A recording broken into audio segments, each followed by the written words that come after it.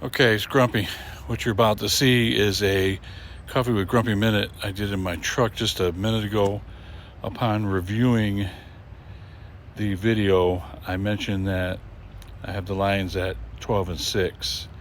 I mistakenly said that, but I meant to say I have them finishing the season at 12-5.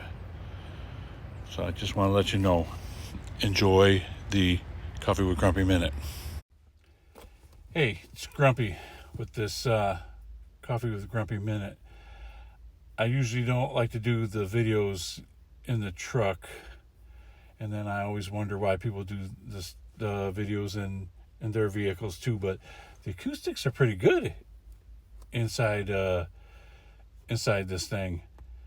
So we're gonna do this Coffee with Grumpy Minute because I need to walk some of my diehard Lions fans and some of the Fairweather fans back off the ledge, because the loss yesterday is not the end of the world.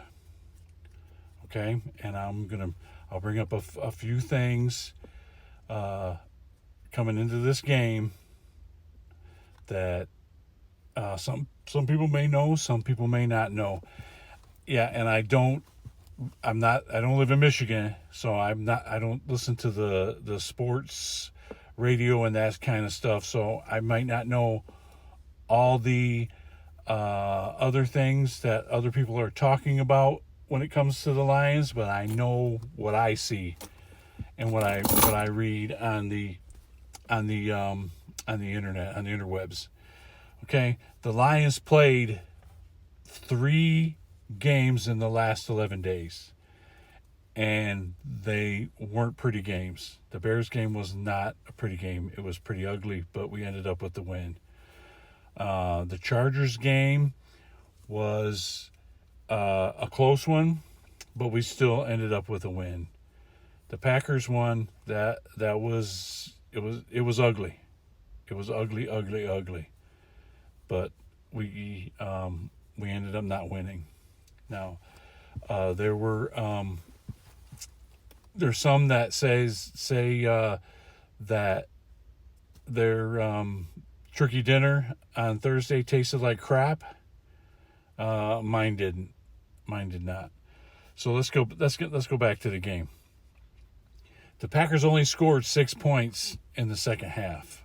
We were just unable to get something going and come back from being down by 2 scores. That's what it boiled down to. I mean, we did come back with seconds left, but it just didn't work. The onside kick, and I was going to mention it when I did the video with Josh, and that's when I had my little brain fart thing, and I couldn't remember what I was talking about. I didn't know they changed the rules for an onside kick, so they seem like they're harder to come by now.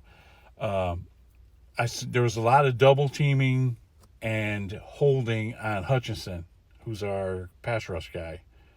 Okay, maybe somebody needs to mention to the refs before the game to watch that crap, because it happened a lot. When I was watching the game, it happened a lot, and I'm not using that as an excuse, but somebody maybe needs to mention that to the refs to be looking out for that. Okay, Fairweather fans, am I Lion faithful? Okay, some of y'all don't know how to act because you've never been here before. Okay, we're 8-3 with 6 games left. Ask yourself this: did you expect the Lions to be 8-2 going into Thanksgiving? Did you? Because I didn't.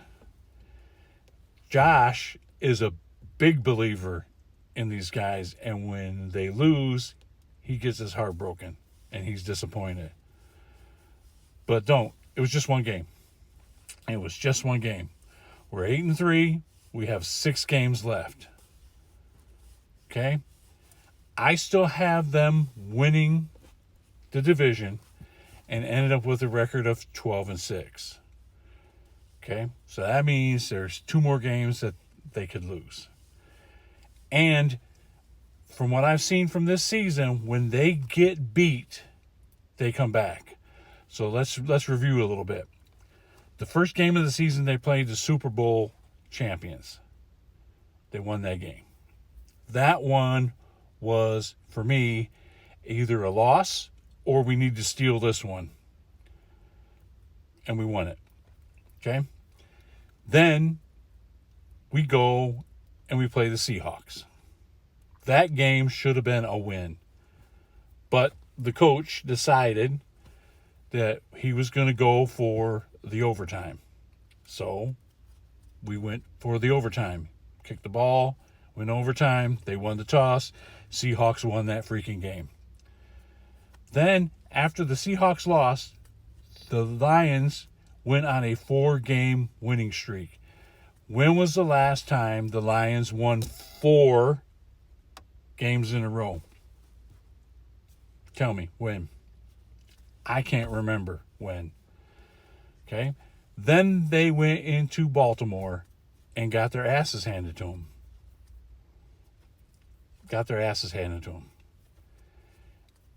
And then the next week they play and they win 3 in a row. Okay? And this is why I'm optimistic. So the last 2 games, Chargers, Bears, were not that pretty. The Bears was definitely not pretty. That one was ugly. And we get beat by our division rival on Thanksgiving. Okay? Think about what I just told you. We got beat on Thanksgiving. Do they have 3 in a row left in them?